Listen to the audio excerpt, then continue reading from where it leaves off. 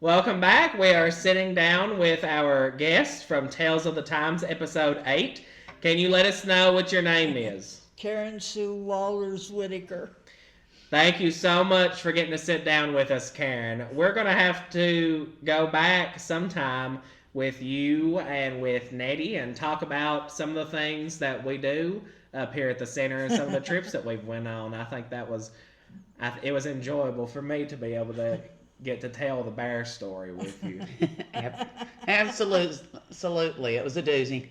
Yeah, it was amazing how many bears we saw that trip, I know. Yes. What was it, like 9? at least. Well, every Yeah. morning they greeted us at the front door. Yeah. So, And there was some between the two cabins. And the hot tub. Yeah. Oh, that's got to be part of the future.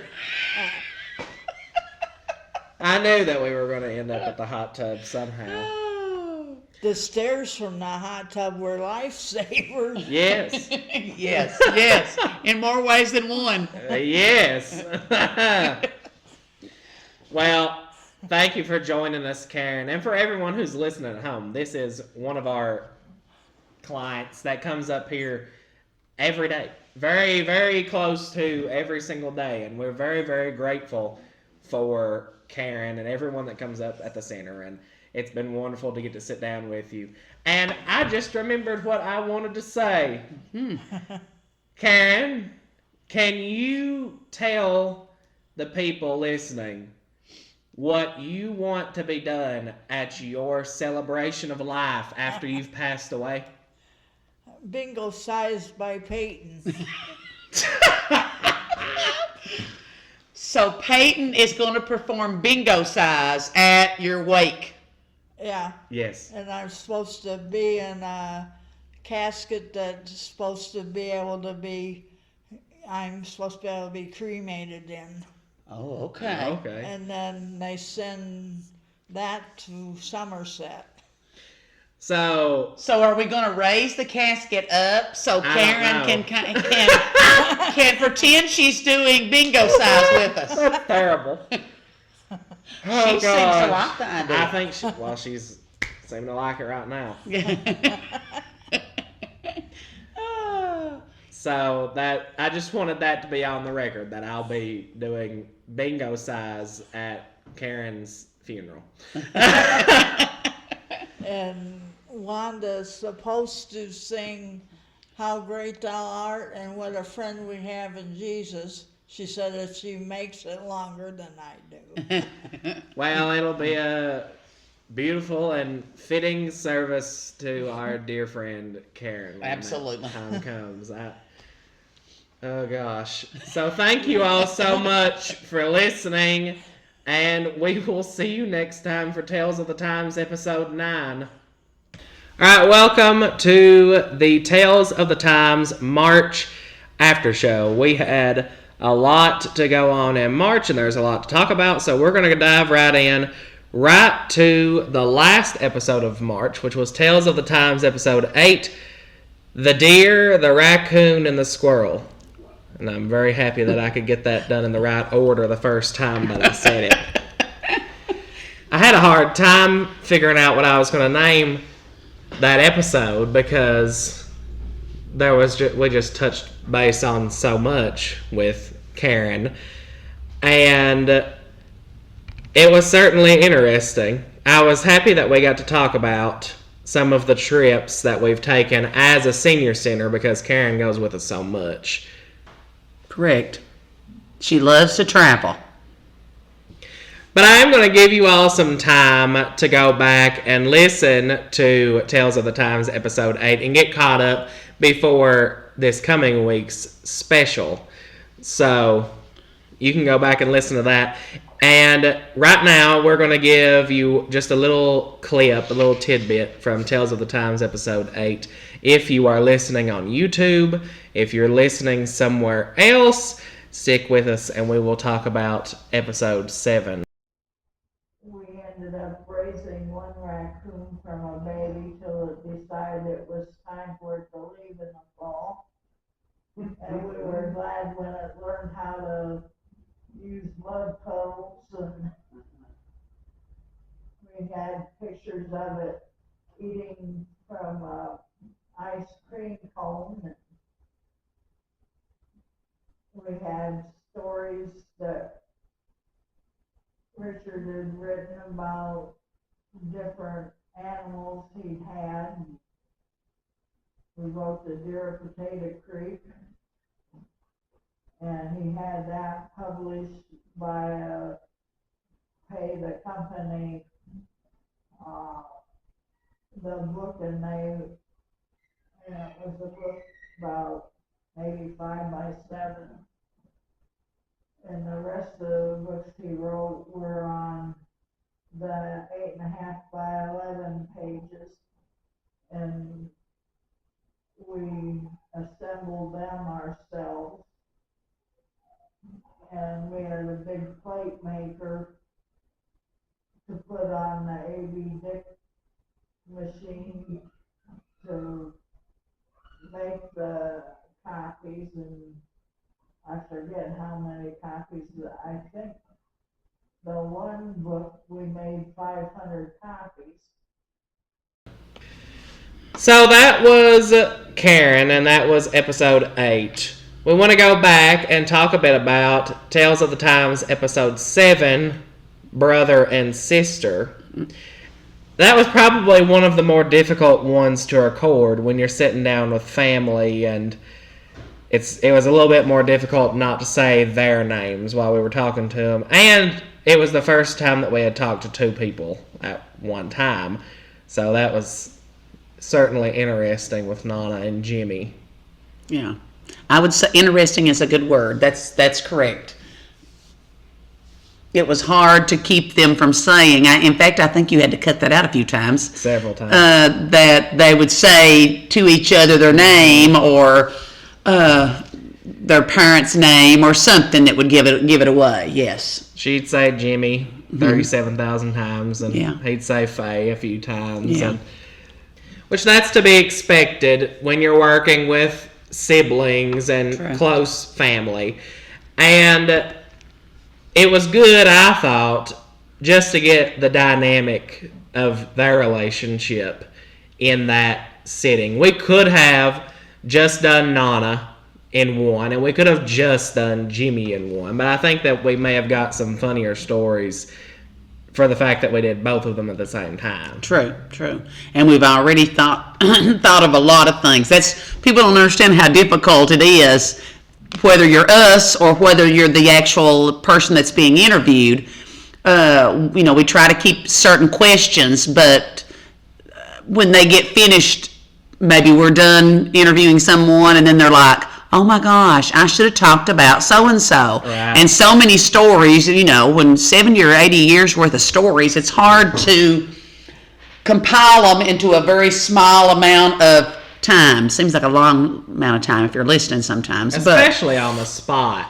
True. It's very difficult, and so I think that it did help to have the both of them together. But that's the reason that here real shortly, once we get through going through some of the people that want to do it, we'll go back and we'll talk with some of these people again, because that is true. They get done and they say, I should have talked about this, I should have talked about that. But it was already getting to be a long enough episode. And, Yeah, just like Johnny, he could have talked for another 2 hours. Yeah. And I thought it was very interesting that we started talking about the mining camp at Horse Creek and some of those things that it's going to make for an interesting discussion in the future. But we'll talk about Johnny a little bit more when we get there. And sorry. No, that's fine. But just for the sake of segmenting the after show, you can stick around with us, and after this you can see some clips from Nana and Jimmy's episode, and we will move on into Tales of the Times episode 6, which was our special with the Stevens family tradition. But stick right here for some clips from Nana and Jimmy.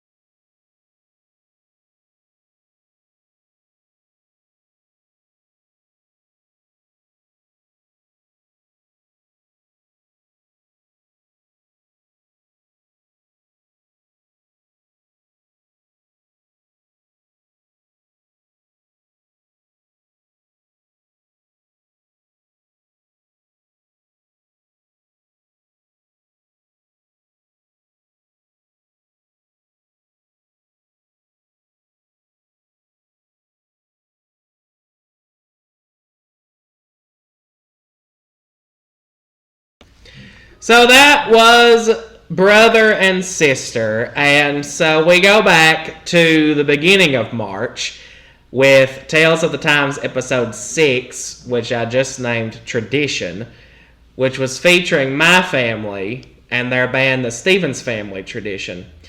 That was done very quickly. The idea for that came around one week, and I feel like we were recording it within like 4 or 5 days from that, because that episode actually released on my nanny Shirley's birthday. And so we wanted to get together and have it done before that day, but that meant kind of getting everyone together in a matter of about 3 days. Quick. And speaking of, we could have continued forever. We could have continued forever there also. The stories were just rolling out. We kind of just cut it off at a certain point. And there was 3 people here. Yeah. We were just talking about how difficult 2 was. We had 3. It was a little chaotic, but I think that I enjoyed it. It was good, but it makes it's so funny, and I thought we would have gotten more of that with Mom and Jimmy, but it makes for how you remember something and how somebody else remembers it, and then just kind of the argument, and everyone remembers it in a different way. Yeah, it's pretty cute. Pretty cute. I like sitting down with more than one person. Yeah, especially me too. when you've got several people sitting around. But that was our musical episode. So if you've not seen that, definitely go back and watch episode 6. Loved it. Because that was, of course, me and my dad and my uncle and my grandpa. We sat down and we talked about my late great-grandpa and great-grandma, Jess and Shirley Stevens. But they also sang for us live their bluegrass band. They were all here, and when we got done with the interview, they did a few songs for us, and it actually turned out really good. So if you haven't, please go back and listen to that. But right now, normally after we do an episode, the next week, before the next episode comes out, we'll do a reveal of the identity of who was in that episode, the guest. But the identity wasn't a secret when we were sitting there with 4 of us, and it was Stephen's family. You know what I mean? So there was no opportunity the next week to go ahead and show you the actual video footage of us doing that and the recordings of them playing their music. So for the first time, we can now show you some clips from Tales of the Times episode 6, Tradition, featuring the Stevens Family Tradition. So enjoy that, and we will come back for the very last episode of the month of March. Went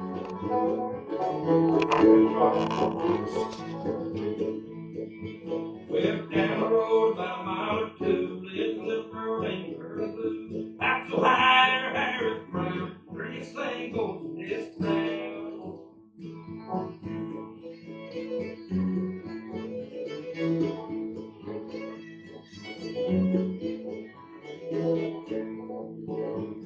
Well, every day it's Sunday too, walk so right off my shoe. Don't know why I love it so, yeah, my mind just down the road.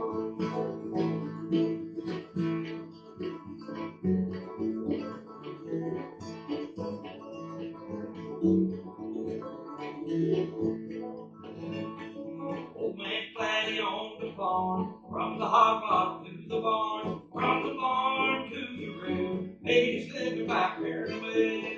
Well,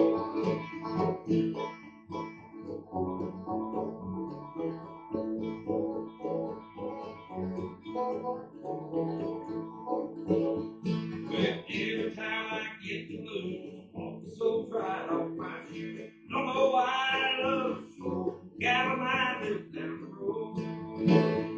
Look down the road, got a little pretty girl down the road. Look down the road, got a little pretty girl down the road.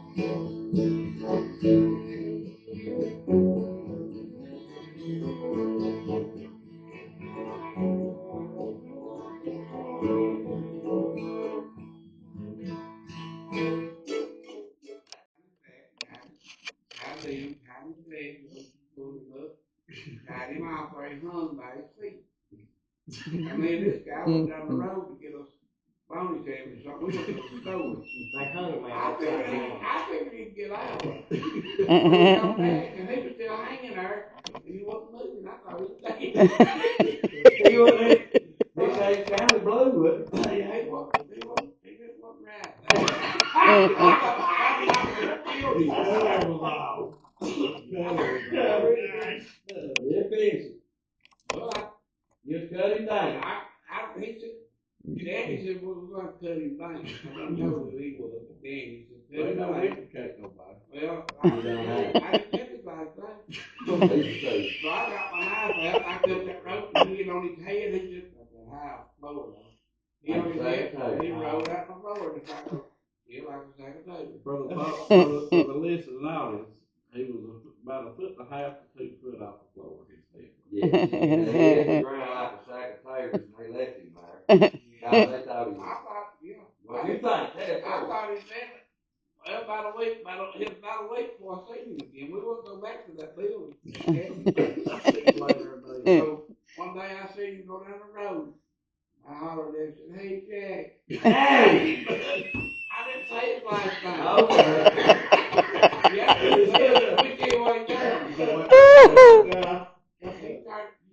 he kissed me on the face. You blame him? I wonder why. I don't know. Oh, Lord. That was pretty good. Well, now, when you was younger, how did you get around? When do you first remember Papa having a vehicle? Well, first thing I had was a 57 Ford. No truck. Okay. Well, that's About Papa. Papa had a 49, I believe it was. It was a Ford too. He parked it out there at the end of the driveway. The driveway there went way on out to Lewis's. We come on the road out there at Lewis's somewhere. That's his neighbor. Yeah, that's my neighbor. And then they sold him that lot there, but we had a long driveway. And he parked that truck out there at the end. Now, I can't tell you how many cars he had. Daddy had every kind of car in the world. He traded out. He traded every weekend, but I don't know what made him. I don't know. He was like Brad. I'll tell you what he wouldn't do. He wouldn't wash a car. No, But he did there. He got him to spray paint. Yeah. And I said, why do you spray paint that car? But he said, well, brother, he said, it gets dirty, you put your new coat of paint on it, it looks brand That's new. what he does. And I went in R&S one day, and Carl Ray comes there, and he said, well, what this, boys? And I said, what about him? He said, he come up here the other day and got him some chrome spray paint there, and sprayed his Jeep with it. Chrome, not silver. But it was like Chrome. It Yeah, looked like it a was tin straight man up rolling down the road. They Brother. said, The sun hit it as a sack. They said, that son hit that thing in mine. Like a mirror. And they drove it home like that. Who spray paints a car in a public store parking lot? Yes, Steve. And he liked any kind of low, but when I was That a was a kid, Jeep Cherokee. when I was a kid, he bought a Montgomery Ward 50 motorcycle. The one with the little fat cars, you know. Yeah. And he come up there, he looked like one of them bears in a circus. Sitting on that motorcycle, he come there, he said, you want to take a ride on the motorcycle, little boy? And I said, well, yeah. And I was sitting on the plastic bumper, and the car just going, blah, blah, blah, blah, you know, and me riding, because I didn't have no seat. He took the whole seat up. But I got right on there with him. I rode all over the car side for him. He took me up on the damn lift. What do you do on that moped? Well, now that moped, I heard somebody squalling there one morning. Randy wasn't out there today or whatever. So I go outside. Well, he's laying in the yard, and he's got a moped laying on top of him. He's just sitting there going, that wheel just spinning on him. And he said, get that thing off me, bro. And I started laughing at him. And he said, well, don't sit there and laugh at the man, bro. Get that moped off of me. I said, I thought you liked that moped. And he said, I'm getting rid of that thing, bro. You'll get killed on a moped. He'd already rode it up under a trailer. He's probably 65 year old then. Why, yeah, he was old. He's A old. lot older than me when that happened. I mean, that was Well, he's a lot older than you when I was that. Yeah, well, He was the same, he was the same amount of years well, older. yeah, painting the cars and stuff, yeah. That's what over his head. That's what I was thinking. I can't remember. He was the same amount of years older than you the day you was born as he was the day he died. Well, I know that. Oh, but, I knew all that. We cleared that one too. Well, the best of those when I got up to go work one morning, when I worked in Harlem, and I had to get up and leave, and Papa couldn't stand like gross stuff. He gagged. He just like that ranch up. So I went to walk out the door, and all I heard was, and I said, buddy, I said, what in the world? I said, what you doing? And he said, brother, he said, that dog right there. He said, Butch. He said, you a dumb dog, Butch. This is good. He said, I was wanting you to tell and me. he said, you have fixed yourself, brother. And I went out there and I said, Papa, what have you done to the dog? He said, what I do? He said, I didn't put my head on the tar and go to sleep, brother. That's what Butch did. I didn't do that. And I said, well, you stroked that dog. Because I mean, it looked like some kind of zombie. His head was like going 3 or 4 different directions. I mean, the dog's head was under the tar and he was back over. Well, so then he was sitting there and he goes, look at you, Butch. And he just kept doing that. And I said, you go have to do something with that dog. He said, I know what I'm going to do with it, brother. And he went to the back of his vehicle. It was that big chrome. So he goes back there and he opens it up and he comes out with a clothes hanger. A water. A water clothes hanger. So when he goes, here comes Nina. She said, what's that man done now? And I said, he's killed this dog. I said, he's run over its head. And she said, now why'd you do that, Jess? And he wouldn't me do it. What about me? He said, I didn't do it. He said, Butch, you crazy, Butch. They keep talking to him. And he said, getting up under that tar like that, you had all kinds of places to sleep. You get right under that tar and go to sleep. But then Nanny said, now what are you going to do with that clothes hanger? He said, I'm going to take you to the ditch line. What's it look like I'm doing? So he made him like he made a noose pretty much with that clothes hanger. Slid it over his leg, and as soon as it touched that dog's leg, it just kicked a little bit. Oh. And then he said, he ain't dead, brother. And I said, no. I said, but I'm going to work. And so when I was pulling out, he was right down on his knees praying over that dog.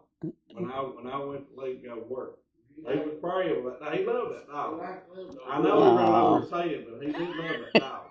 But I come home and I said, what happened to Butch? And he said, don't worry about Butch, brother. And I said, well, I mean, is he alive or dead? I mean, what happened? He said, don't you worry about Butch, brother. Butch is a real dog.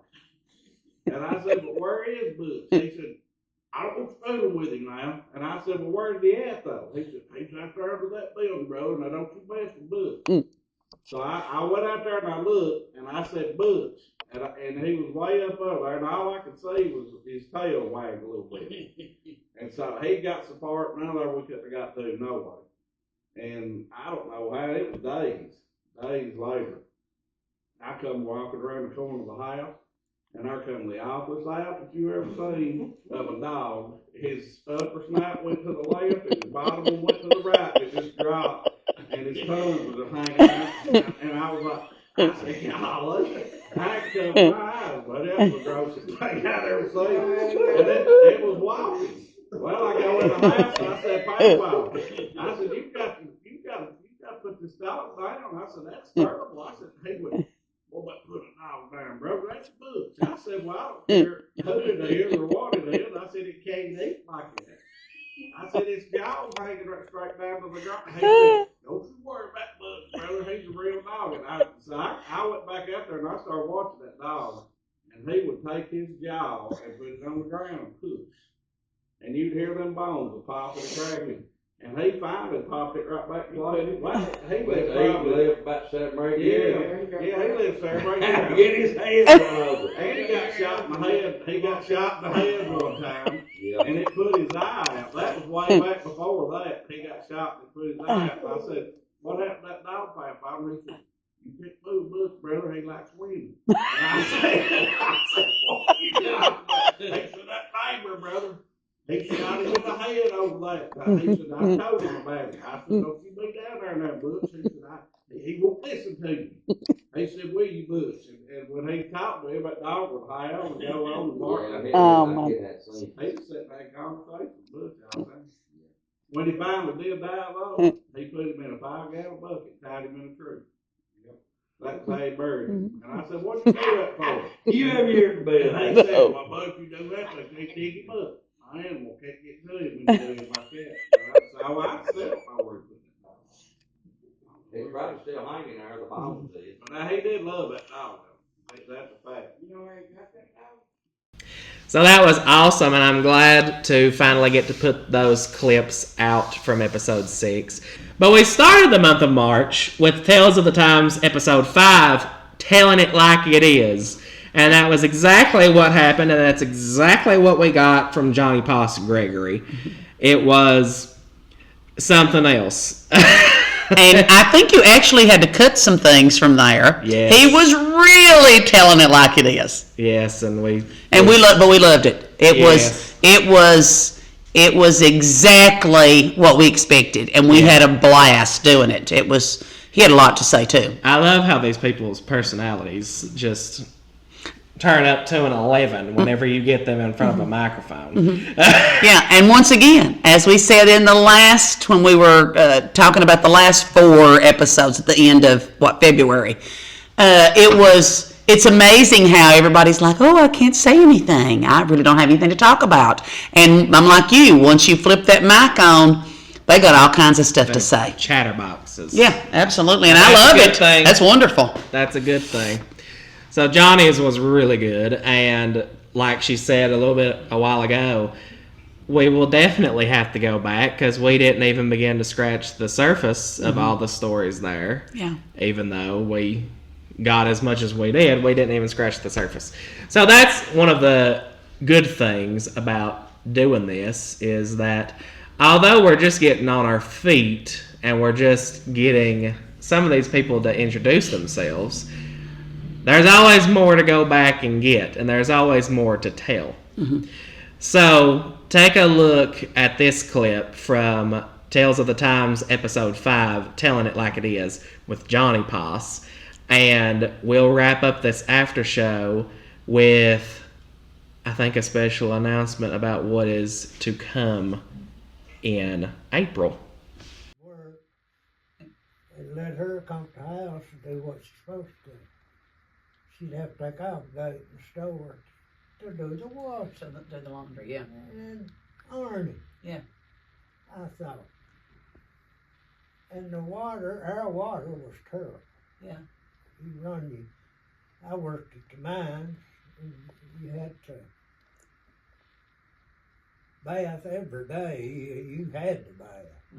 Because I stood right over the coal when I done. You was black. Yeah.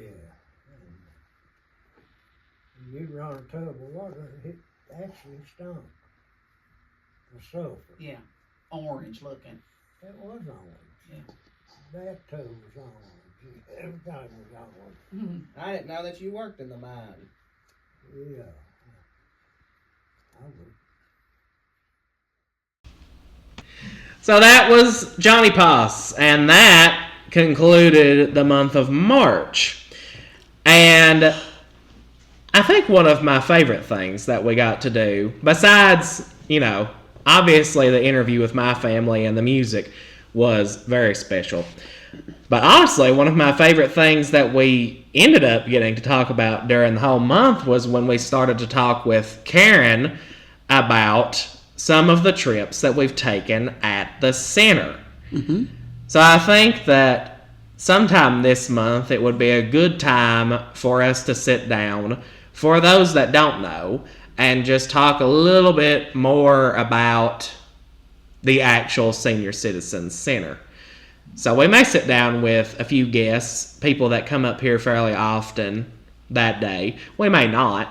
We're just kind of working on that and getting that together. But pretty soon, you all can listen and learn the many, many things that do go on here besides just the podcast. True. I think that'd be really good to explain kind of what we do here. It's not just a typical, show up and eat type place. You can do that, absolutely, but we pull people in for a lot of different activities or trips, or we got a lot of new things coming up. Yeah. And that's something else we're going to do here in the next month or two, somewhere in the middle of all this, is we're going to do a live video and show you the actual center. So if you've not been here, this is the center. Here's where we do this, and here's where we do that, and here's outside, because that will include some of the new things that are going to be happening, and it's pretty interesting, and I think a lot of people would enjoy it. Like I say, if you just want to come and eat, that's fine as well, but we've got a lot of activities going on. And the summer's a good time to do it because we start to open up our garden, and I'm here a lot more, and we can do things like have our Bible study that we have every year. Oh, I'm so excited to go back to that again from The Chosen. I miss it so much when we're not doing it. But we do a Bible study with a show called The Chosen. And I know a lot of people that are listening to this have probably not heard of that. I can talk about that at a later time.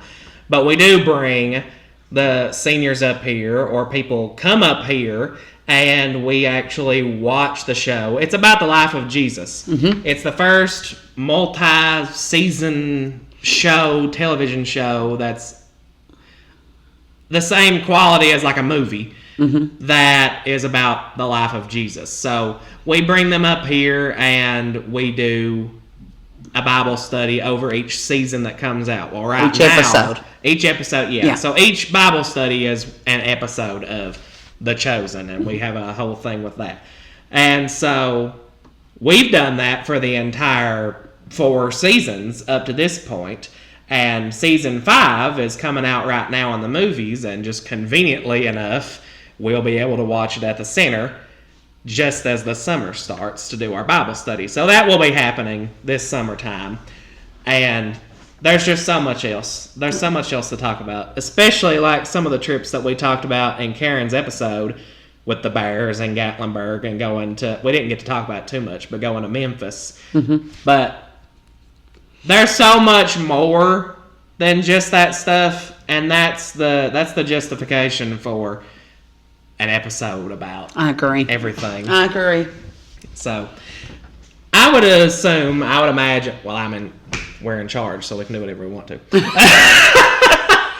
I'm going to say that probably during the month of April, we will go ahead and have an episode that is just dedicated to the senior citizens. So definitely be looking out for that. Yeah. But the special important announcement is that this week, and I'm going to pull up my dates just so that I know just exactly. This week, right after this goes live on Friday. So this is going live on Friday the 11th. The 11th. So this Saturday, April the 12th, we are going to be putting out a very special episode that is going to showcase some of the history of Clay County. Mm-hmm. Now, we are going to do this every so often, different pieces of history of the county. But in particular, this piece of history that we'll be exploring this weekend is notably, and a lot of people don't know this, notably the bloodiest feud in the history of the United States. So, in the history of the United States? I'm pretty sure it's the history of the United States. Maybe I'm wrong and people can tell me, but this is just what I've been told. It's definitely bloodier than the Hatfields and the McCoys. Have you ever heard of that? Mm-hmm. So that's a biggie. That's a big one. And a lot of people don't know about this. So please join us on Saturday at 7 for Tales of the Times episode 9, Who killed the governor? And they're all going to kill me for naming it that. But I think that I've got you hook, line, and sinker, and that you'll be back Saturday. So we'll see you Saturday night. And thank you so much for listening to Tales of the Times during the month of March. And we have so much more to come, so many different things to come. Thank you. We will see you next time.